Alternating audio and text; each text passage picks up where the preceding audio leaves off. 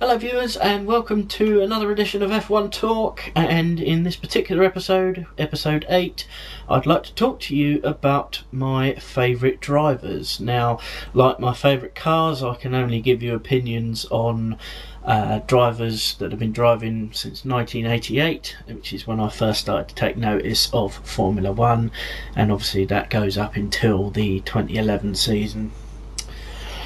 I will be going through them in sort of chronological order, and I have to start with possibly the greatest driver ever. I can only say possibly because other drivers have yet to build up legacies, and there isn't much more of a legacy that needs to be talked about than Brazilian Ayrton Senna. 3 world championships to his name, 41 wins out of 162 starts, and 65 pole positions is just the tip of the iceberg. Ayrton Senna, like I say, possibly the greatest of all time. He just had unbelievable talent behind the wheel. He was a wonderful person, gave to charities and all sorts of stuff, and just a brilliant human being. I mean, in the cockpit he was a demon, out of it he was an angel. You know, he was just, well, he was quite frankly the best. His rivalry with Prost is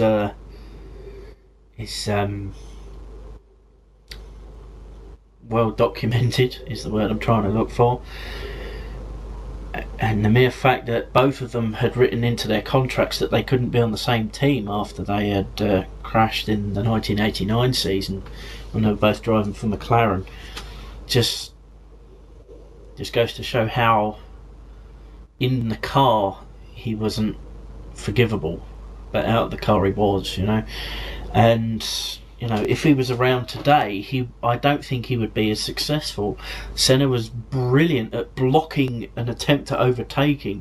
My mind springs back to the 92 Grand Prix at Monaco, where Nigel Mansell easily had the best car of the two, but Senna's skill and his abilities around, especially the tight, twisty streets of Monaco, just simply did not let Mansell overtake him whatsoever. Just a fantastic driver, fantastic person, and as you just heard from those list of achievements, just a brilliant driver. I have to go on to his nemesis now, as I just said, Alain Prost from France. 4 world championships, last one coming in 93, 51 wins out of 200 starts, and 33 pole positions. Nicknamed the Professor because he was absolutely clinical. Like Jenson Button is now, supremely good at looking after his tyres, clinical driving, and when the car suited him, no one could beat him. I see a lot of Jenson Button in Alain Prost. The other way around, I see a lot of Alain Prost in Jenson Button, because when the car is underneath him, no one can beat Button. The same as Prost. Senna's rival for many years, as I say, into the contract that Williams, after they got rid of Mansell, were looking for either Senna or Prost. They got hold of Prost. Senna did want to join them for the 93 season, but it didn't happen because Prost had signed the contract, and in his contract was the point that Senna is not allowed to join the same team as me. Which was, you know, bickery, but you have to do what you got to do, especially in a sport like F1. As I keep saying, clinical driver, brilliant with the tyres, and you know, just there were always hints of him coming back in 94, 95 with McLaren, and everyone saying, well, yeah, you should let him back. But Frank Williams had drafted into his contract that he wasn't allowed to drive for another team for another year, and by the end of that year he was already interested in making jumps into starting his own team. He did in 1997. He bought all the shares in the Ligier team, and the success was few and far between. The best I seem to remember was Jarno Trulli at the Austrian Grand Prix in '97, in second place before his engine failed, and that was their best moment after Prost had bought the team. Team folded not long after, a couple of seasons after. So as a driver, brilliant. As a team owner, not so. So it doesn't necessarily change into the fact that you're going to be good. If you're good at one thing, you're not necessarily good at the next stage up. Next driver is one of Britain's favourites ever. It's Nigel Mansell. Only one world championship to his name, but if you're talking about a driver that wanted titles more than anybody else, it was Nigel. 31 wins out of 191 starts and 32 pole positions. A lot of those wins, I would suspect, I don't remember every race. I don't think anyone in the world would remember every race they've watched, but I figure a lot of those race wins came from those pole positions, especially with the FW14B from Williams, the 1992 championship winning car, which is the championship he won. The car was dominant, got 10 wins that year or 11 wins that year. But there was no driver that tried harder behind the wheel, and that was evident by the tyre blowout at Adelaide in '86, '87, I think it was. I remember that was the very first moment I remember of F1, that tyre blowout, and ever since then I've basically been hooked. It's F1. I'm going to watch a lot less of it from now on because I don't have Sky, but that's not the point. The point is that Nigel Mansell was a trier, and if not for Prost and Senna, he would have been a 4 or 5 time world champion. He was that good, was Nigel. It was quite clear from his early Lotus days that he had the ability. He just needed a car that was equal to that ability. And finally in '92 he got the car and he won the world title. On to the next one now. Was Gerhard Berger from Austria. Quite possibly my favourite driver, apart from a couple more mentioned a tiny bit later, that has never been the World Formula 1 Drivers' Champion. Immensely popular in the paddock. As I say, titles, 10 wins out of 210 starts and 12 pole positions. Great guy out the car. In the car, you could not ask for any more from a number 2. Gerhard Berger was not a number 1 driver, and I'm sorry to say that, but Gerhard Berger would give you everything you needed. He would give you technical data, he would give you a good backup, a teammate, but that's all he was. I wasn't going to say Gerhard Berger was the greatest driver, but I think he's the greatest number 2 driver ever. I mean, obviously you don't go into sport to be the second best or a good team player. You go in there to be the best. But Berger was the best team player. He partnered Senna to 2 of his championship wins, and it was a good backup, a good data man. Very good friends with him outside of the sport, and just I miss Gerhard Berger. When he retired after the '97 season, I was like, where is he? I miss the guy. But he'll always be remembered as the guy who liked to have a lot of fun, and just when he scored that last win in Benetton in '97, it was just brilliant win. It was emotional as well because he didn't think he could do it, because the Williams that year was pretty good, the Ferrari was obviously good, and McLaren were just beginning to get their car to the state that we now know the McLaren can do. Up next is his teammate for many years, first at Ferrari and then at Benetton for the last 2 years, the Corsican Jean Alesi. No championships, only 1 winner of 202 starts, and that came at Montreal in 1995, where they had that makeshift chicane, which was quite frankly a rush job, I think, to slow the cars down a little bit. But you see the passion there, and he scored 2 pole positions. But Jean Alesi was one of those servants to Formula One that he hated stopping in the pits. He was a born racer, I think, Jean Alesi. But the thing is, Jean Alesi would always give 110%, and his car, more often than not, stopped him from winning more races. It certainly stopped him winning championships. Going over the old F1 review videos that I've got, and DVDs that I've got, it seems as though Alesi was always held back by the car.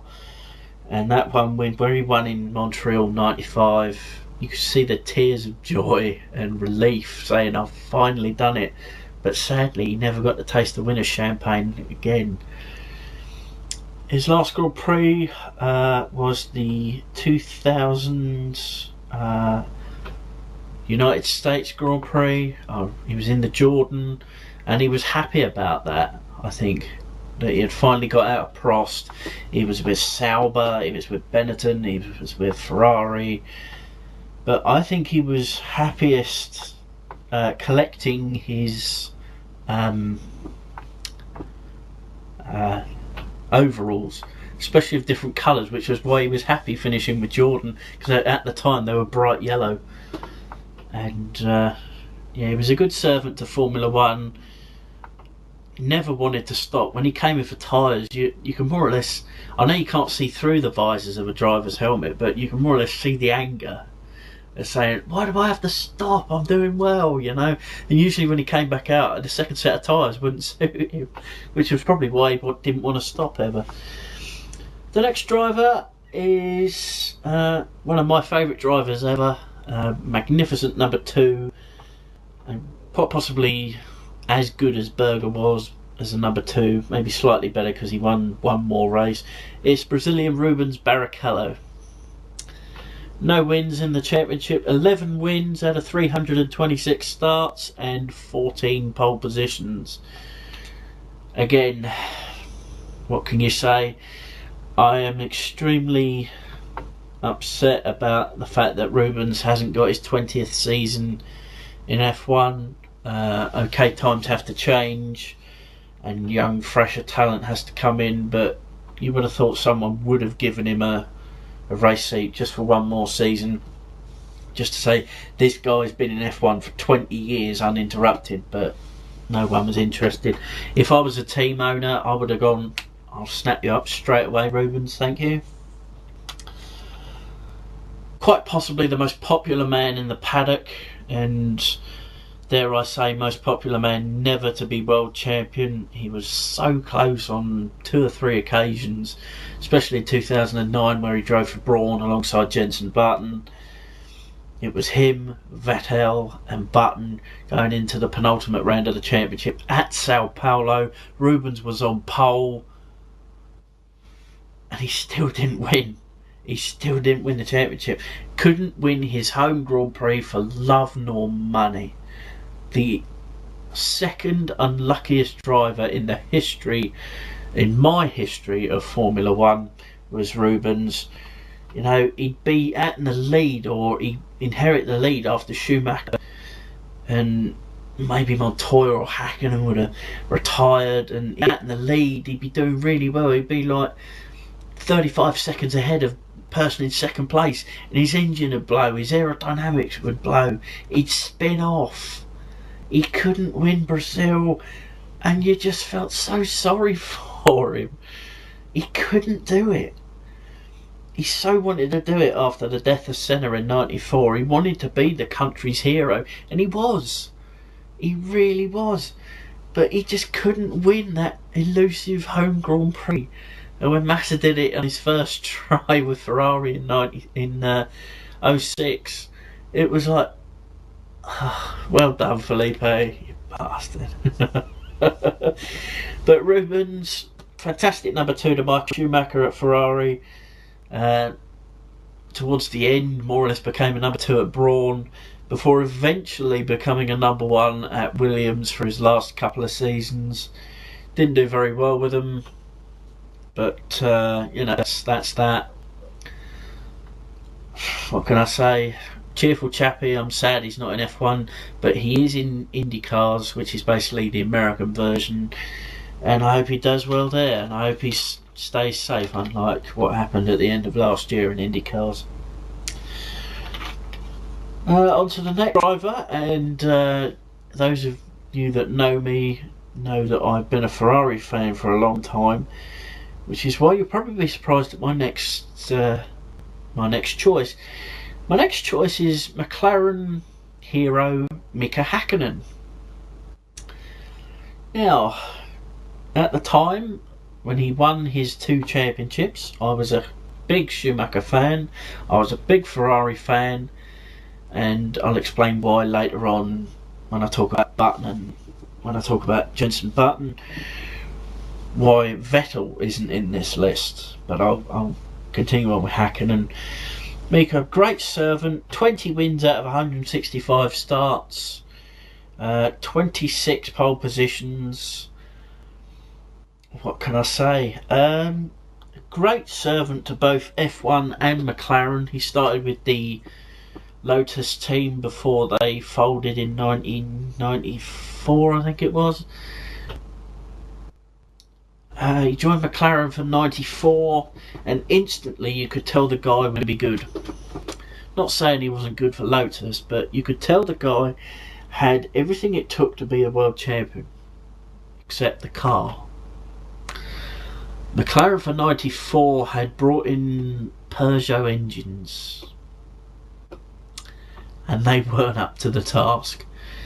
After years and years and years with Honda powered engines, McLaren had Ford engines the previous year, and it did okay. It got 1 win with the skill of Ayrton Senna at Donington.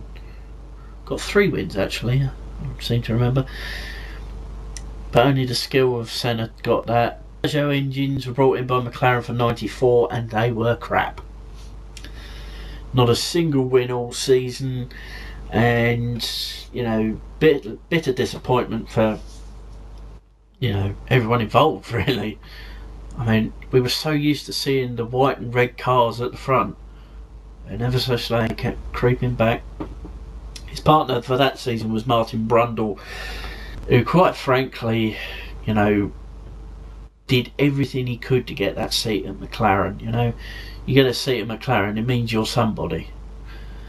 But Hakkinen didn't have the machinery to win a race until 1997, and basically won the last race of 97 because it was handed to him. By winning that race at Jerez in 97, it basically broke down a mental barrier. Hakkinen was reborn. In the first race of 98, you could tell this guy was going to be a serious contender for the championship. The car was the best in the field, easily, and it was easily that much better than Coulthard's. Coulthard's car was sort of like that much better than everybody else's, but Mika's car was that much better than Coulthard's. It was amazing. And that was the first of his 2 championships, double world champion. 26 pole positions, as I say. Most of the poles were in those sort of like 98, 99, 2000s. After after sort of like halfway of 2000, Michael was beginning to start his dominant spell with Ferrari, and Hakkinen was beginning to have the unlucky times come back to him. Mika would have been champion in 2000 if it wasn't for the failures, the engines, hydraulics, whatever, that happened to him during that year 2000 season. Otherwise he would have been a triple, maybe even a quadruple world champion. Next up is quite possibly one of Britain's favourite drivers, Damon Hill. 1 world championship to his name, and 22 wins out of 122 starts and 20 pole positions. Now, I've found, obviously by watching my old review DVDs, videos,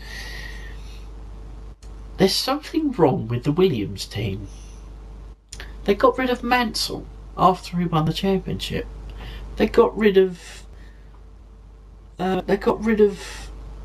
Hill after he won the championship. Now, obviously you want to get forward new talent, but if you're the Formula One world champion and you haven't got a drive with the team you've won the title for the following season, then there's something wrong. Damon Hill won the 1996 World Championship in the last race of the season at Japan, Suzuka, and he won it by something like 6 points over his Canadian teammate Jacques Villeneuve. Now, it was well known, I think, by Hungary that Damon was not staying with Williams. He had to seek out refuge at another team. Now, here's the sickening part. Damon Hill was offered a seat at McLaren for 97 and 98. He turned down both of those opportunities. He went to Arrows for 97. He got a second place at Hungary, his favourite track. It should have been first, but for something like an oil pressure problem, and he got beaten on the third to last corner by Villeneuve, and he came second. Heartbreaking. But what was more heartbreaking, he joined Jordan for 98 and he won that brilliant race, Jordan's first victory in the rain at Spa, where Schumacher and Coulthard came to blows. What a race that was. Jordan won too. It was a great day, but he turned down the drive for McLaren in 98. Can you imagine how, Damon probably would have been a 3-time World Drivers' Champion if he had taken those drives in 97, 98. You don't know what would have happened. It's a scary thought. But nonetheless, great ambassador for the sport. I believe he is still top man at the British Drivers Racing Club. He's been responsible for more or less saving the British Grand Prix due to the changes at the track at Silverstone. Not only the changes on track, but the changes off track, with the difficulties getting in and getting out. But Damon Hill, great servant to Formula One, great servant to motorsport, just like his dad Graham, and the only son of a Formula One world champion to date that has won the world title himself. So, he's gone down in history just like he was meant to do. The next driver is another British driver, his teammate at Williams of the previous, and the teammate of the previous driver for a few seasons, and it's David Coulthard, and no championships, 13 wins out of 247 starts and 12 pole positions. Now, for David Coulthard, for those who don't know him, shame on you. Apologies about that. As I was saying, David Coulthard, if you're unaware of what David Coulthard has achieved, shame on you, as I was going to say. But for David Coulthard, read Mark Webber. And Webber will be talked about later on. Because of a gentleman's agreement in the first round of the 1998 World Championship between him and teammate Mika Häkkinen, Häkkinen won the race and started to pull away in terms of, I wouldn't say ability, but in terms of confidence. For 1998, Coulthard had the best team. He easily had the best car, bar one, and was tipped by all the pundits, all the experts, to win the title for 1998.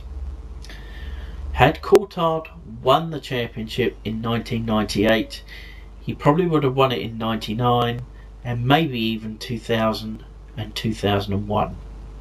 Coulthard was runner-up in the championship in 2001. I remember it well. It was the first proper review video I owned. Coulthard was a good driver. He wasn't a great driver. He was a good driver. But too many times he had to play second fiddle to Häkkinen at McLaren. He had to play second fiddle to Damon Hill at Williams. And it was only when he moved away from... Well, it was only when Häkkinen retired in 2002 that he eventually got a team leader's car. But in 2002 and 2004, David Coulthard didn't have a race-winning car. The McLaren in those years was terrible, especially 2004. But by that time, another Finn had taken Häkkinen's seat at McLaren and started to pull his own weight in Kimi Räikkönen. And in 2003, Coulthard had to play second fiddle to Räikkönen. He had to do it virtually his whole career until he got to a brand new team in 2005 called Red Bull Racing, where he was the number one driver. But because it was a new team, there was no way he was going to win the championship. So basically his championship and race winning days were far behind him by the time he had got to Red Bull. And now he's the sort of like expert / colour commentator on F1 on the BBC. For how much longer, I don't know. My next driver is the other candidate for the possibly best ever driver in Formula One. You know, I would like a one-on-one race to decide with an equal car, equal fuel, equal tyres and everything between Ayrton Senna and this man, Michael Schumacher. A big Schumacher fan growing up. Basically from the moment he got his first world title under his belt, I started to pay attention to him more so than other drivers. The talent was always there, but 7 world championships, 91 victories out of 288 starts and 68 pole positions, and that's to date. If, and this is a huge if Mercedes could give the car worthy of his talent, worthy of his legend, Michael Schumacher would win the World Championship this season, next season, the season after that. But times have changed and a new world order has taken over. But Schumacher should be remembered for what he is. He is the most prolific driver of all time. In my opinion, he beats Ayrton Senna as the greatest driver of all time because he's won 7 world titles, because he's won 91 races, because he's got 68 pole positions. The facts speak for themselves. But in the media, there's always this lingering cloud over Michael Schumacher's achievements. You know, there's this side about him when the car wasn't quite up to it, he'd pull out a evil stop. For instance, Adelaide 94 with him and Hill, Michael wins the title by 1 point. The qualifying fiasco at Monaco in 2006, there was always skepticism about, if that's the word, about Schumacher. But you take away those and no one would deny Michael the best of all time. It's just those moments where Jerez in 97, smashing the side of Villeneuve, trying to knock him off, he still had to win the race. It's moments like that that stop Michael Schumacher from being the greatest of all time in everyone's eyes. even older drivers. But you have to take into consideration the brilliance, the dominance while he was at Ferrari 2000 and 2004. 5 consecutive world titles. That's all you need to know about Michael Schumacher. Next is his teammate at Ferrari when he first joined. It's the Ulsterman Eddie Irvine. No titles, no pole positions, and only 4 wins out of 148 starts. Now, he's in this list because, in my own personal opinion, Eddie Irvine was a nutcase. Eddie Irvine was a character. Eddie Irvine could snap at a moment's notice. He got banned, I think, 95, 96, for a couple of races because he would nudge other drivers off the road. You get action like that in touring cars and DTM these days. You shouldn't get it in F1. You did with Eddie Irvine. He knocked someone else off the road, and it's so like if someone crashed into him, they both crash out. He'd take his helmet off and go up to him and want to start a fight. Brilliant. That's what F1 should be about, not fucking billions of dollars changing hands just because you want to host a track, race at a different track. F1's about overtaking, characters, cars, tyres. It's not about how much juice have you got left in the car, or look after your tyres, they may blister. I want to see that. I want to see guys having a fight like Eddie Irvine, guys going nuts. That's why Eddie Irvine is in this list. The next driver, I've missed him out, and I shouldn't have done, is the Italian Riccardo Patrese, Mansell's teammate at Williams in his championship winning year. No titles, 6 wins out of 257 starts, and 8 pole positions. Basically left out to dry again by Williams as soon as that championship year ended, but there was no denying Patrese was a good number 2, and could get the win when he needed to and when the car allowed him to. I can't really say too much more about Patrese. I was too young when he first started, and good driver, nearly hit the 260 mark in terms of race starts, and you've just got to say that he deserves his place in this list. My next driver is yet another guy who didn't win any championships. 3 wins out of 231 starts and 4 pole positions. The last one being a fantastic pole for Force India, their only one to date at Spa in 2009. Giancarlo Fisichella from Italy. Fisichella for me was one of my favourite drivers because, like Eddie Irvine, he'd go a bit nuts sometimes. And I distinctly remember, I think it was the 2006 Australian Grand Prix, first round of the season, where he was told to speed up because he was too slow. Now, Fisichella at that time got the message over the radio.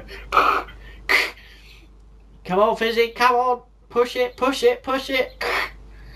And Fizzy replied back, I can't go any faster, it's fucking shit.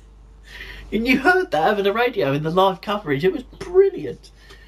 ITV, who were hosting the races at the time, had to apologise for his language. What a load of crap. But that's what he said.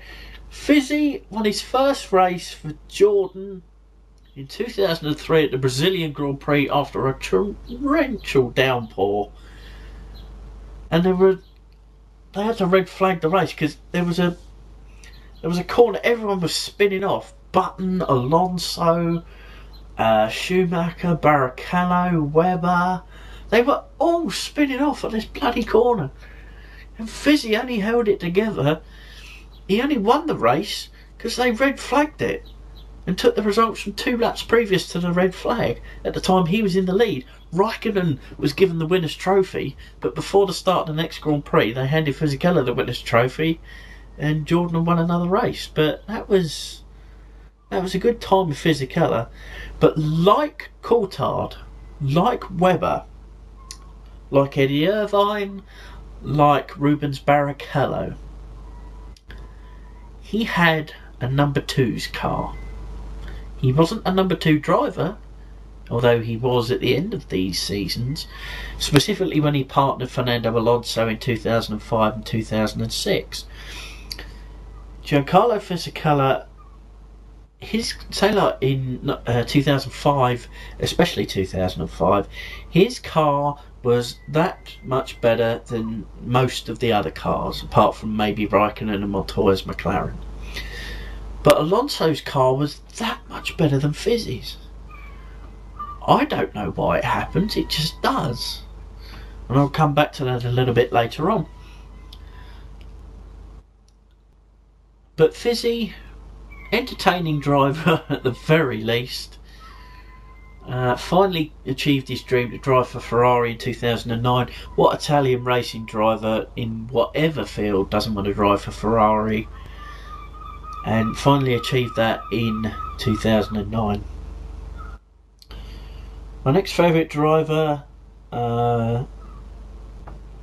started his career in 2001, ended it in 2006, and it's Juan Pablo Montoya of Colombia. No championships, 7 wins out of 95 starts, and 13 pole positions. Most of those pole positions came in one season.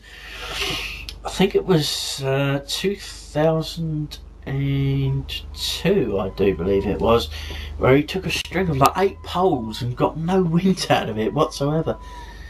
Got his first win at the Italian Grand Prix in 2001. I remember it well because that was the first Grand Prix after the September the 11th attacks, where everyone was in a solemn mood, and it was the first major sporting event after the tragedy. Montoya would always moan and complain about how Schumacher got preferential treatment, especially in 2002-2004, where he was more challenging Schumacher for the championship. You have to say, looking back on it, he did have some precedence to what he was saying, but also you have to say that Michael was in the right most of the time. Montoya would complain about the fact that he didn't get fair treatment. In some cases he didn't get fair treatment, in others he didn't know what he was talking about, because obviously as viewers we could see everything that, because of car, you got like, that's all you can see. We as viewers could see everything from the camera standpoint. But good racer, and I think he got fed up with the politics and bureaucracy about F1, which still exists sadly today. But he got out of F1, moved to NASCAR, which is, he's a lot happier with. So thank you, Juan Pablo, and continue to go nuts, because I actually saw him win his title in '99 for Ganassi Racing. He was just dominant there, and you could see the talent was there, but he would have won in 2003 the World Championship if it wasn't for the terrible reliability issues with the Williams that year. It was just horrible. He would have easily won the title. My next driver is another driver who made his debut in the 2001 season. At the time it was with Minardi. He quickly became a Renault test driver and became a double world champion with them in 2005-2006. Quite possibly the best driver around at the moment, but his cars more often than not are not giving him what he needs to win races and hence championships. It's Fernando Alonso of Spain. I've got to say, Spain's greatest sportsman ever. A lot of people would be saying some sort of bullfighter, but considering bullfighting shouldn't technically be called a sport, I can't actually class whatever his name, El Terror or whatever his blooming name is, the greatest ever bullfighter to be a sportsman. So Alonso gets my nod for best Spanish sportsman ever. Criticised in 2010 for using team orders, but that was, I think, more the team's decision. You could easily tell by a little bit through 2010 that Alonso was a better driver than Massa. Team orders weren't allowed then, they are now, they have been for a season. But you have to take into consideration that if you've got a driver that's quicker than the one in front and you're the same team, you do let them go through, even if it is a code word. And they used Fernando is faster than you. Do you understand? Not obvious much. But Alonso finished runner-up to Vettel in 2010. Like Button, like Prost, when the car is good and it's underneath him, there's no one that can beat him. But as for the last couple of seasons, for a part of 2010 and all of 2011, apart from one race in Britain, Ferrari just haven't been able to build a decent car. And I stand by that. Ferrari cannot build a decent car with these new regulations since 2009. And they still can't by the look of things with the testing, but we shall see. My next favourite driver, who I should have actually put in before Montoya, but never mind, is my current favourite driver in Formula 1. He's the 2009 F1 World Champion, Britain's Jenson Button. One title to his credit, 12 wins out of 210 starts and 7 pole positions, most of those being with Brawn. Again, as I've said about Prost and as I've said about Alonso, when the car is underneath him, no one can beat him on his best day. Has only just begun to regain the confidence of his championship winning year. If McLaren can give him a good car, he will be in contention, even more in contention than he was last year, because by the time Button had rose to best of the rest last year, Vettel had already won the championship, and I hope that is not the case this year. But Button is now firmly in the McLaren family. His third season is about to start, and he is a much better driver than he was when he won the title with Brawn in 2009, even though that car was brilliant.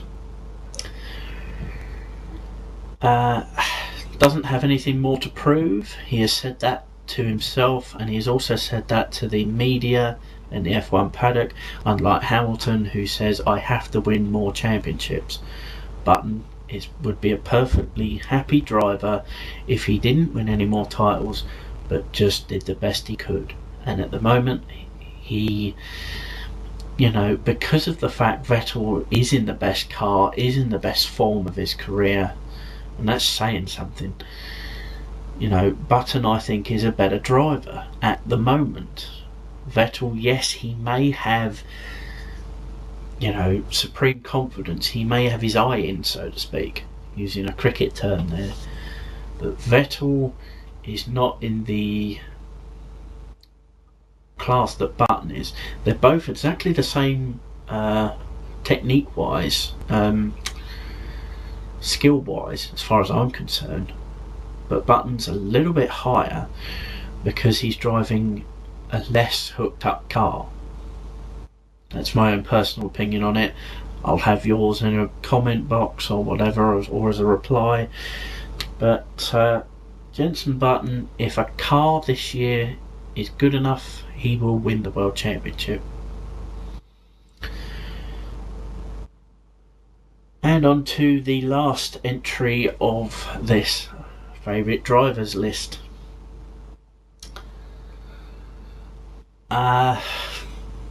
This man is the most unlucky driver in the history of Formula One. I have no doubts about that whatsoever. 7 wins out of 178 starts and 9 pole positions, most coming 2 years ago in 2010. It's the Australian Mark Webber. And long-term F1 fans will know exactly what I'm talking about when I say that Mark Webber is the most unlucky driver in the history of F1. His first big moment came in his first Grand Prix, scoring a 5th place for Minardi. Nothing much happened after that until he got to Red Bull. And even then he was,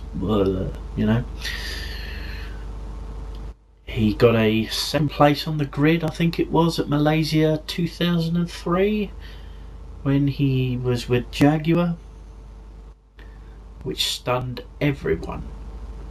And as soon as the red lights went out, he went straight backwards. And I don't think it was his fault. When he was in a point scoring position for Jaguar, the engine would blow, the aerodynamics would cut out, or the hydraulics would go, and you felt so sorry for him. And just had that luck at Williams when he was with them for a couple of years. He joined Red Bull, which was formerly Jaguar, so he sort of went backwards in my opinion, but that's my opinion. And continued to have that bad luck. He even threw up in the middle of a race, Fuji 2007, with food poisoning. He retired, but he came back out after doing what he needed to do. And he scored some points. Amazing. But it continued on, and in 2009 he finally shattered the glass. He finally got that first win, and it was great to see, because being Australian, you know how to celebrate, and he celebrated. And he's always been quoted saying, "I love hearing my national anthem, but the only time I can hear it in my sport is if I win, so I've got to win as much as possible." It looked like for the longest time in 2010 that Mark Webber was going to become the world champion, because it was the start of Red Bull's dominance. Alright, they had won a couple of races in 2009, but it was looking like Webber was going to win the title. He'd won Monaco, he'd won Britain, and it was looking real good. Real good. And then the last 4 or 5 races of the season, he just fell backwards again. Reliability started to be an issue. He wasn't finishing races. That crash he had with Vettel halfway through the season at Turkey, I think it was, didn't do him any favours. He went backwards, Vettel went forwards, and we all know what happened there. Let's go back to my list. Gerhard Berger, like Rubens Barrichello, like David Coulthard, like Giancarlo Fisichella, like Eddie Irvine, and currently like Felipe Massa. Mark Webber is the owner of a number 2 car. Mark Webber, through driver ability or not, I don't know, but Mark Webber is the owner of a number 2 car in the Red Bull team. His car is, as I keep saying, that much better than Ferraris, McLarens and whoever else. But Sebastian Vettel's Red Bull is that much better than Mark Webber's car. Through driver excellence or whatever. That is how much better Vettel's car is than Webber's. If that will be the case again this year, I have no idea. Now, a lot of you may be wondering, obviously, if you're watching this to this time, I salute you, I applaud you. But a lot of you may be wondering why Sebastian Vettel isn't on this list, why Lewis Hamilton isn't on this list. And I'll tell you the reasons why. If I'm a fan of a particular driver and a particular team, and I want that particular driver slash team to win the World or Constructors' Championships in a season, then I don't want the main rival of that person or team to win the championship. And as you could well expect, from say 2000 to 2009, I was a Ferrari fan. I still am to some degree. But just recently, I've become more of a Jenson Button fan than any other driver. I didn't want Vettel to win the title in 2009. I didn't want him to win the title in 2010. I wanted anyone but Vettel to win the title in 2010, and I didn't want him to win again in 2011. It's not because I don't like him, it's because I want other drivers to win the title before him. Now, that was the case with Lewis Hamilton in 2008. When I realised Raikkonen wasn't going to win the title, I started rooting for Massa. Massa is not in this list because he's alright. He's not my favourite driver. But Felipe Massa at the time was the guy I was rooting for. Lewis Hamilton wasn't. Lewis won the title that year, we know what happened, blah blah blah. I am starting to gain a lot of respect for Lewis because, like other drivers in the past who've let the pressure get to them, he's starting to lose it. He's starting to lose it up here. And if that continues, he might become one of my favourite drivers because he'd just go, oh, get out of the way, you slow so, you know. But we'll see what this year brings. We are very close now to start the season. We're just about 10 days away. I will do my best to cover F1, but I will be watching it on the BBC. I can't afford, and I'm not allowed Sky, so I cannot watch half the season live. Like I say, I will do my best to give you predictions, practice and things like that, with previews, race reviews. I might do one more video before the start of the season, but if I don't, the next episode will be the Australian Grand Prix preview. So I thank you very much for watching this particular video about my favourite drivers. Who are yours? Give me a few comments or suggestions, and I'll see you next time.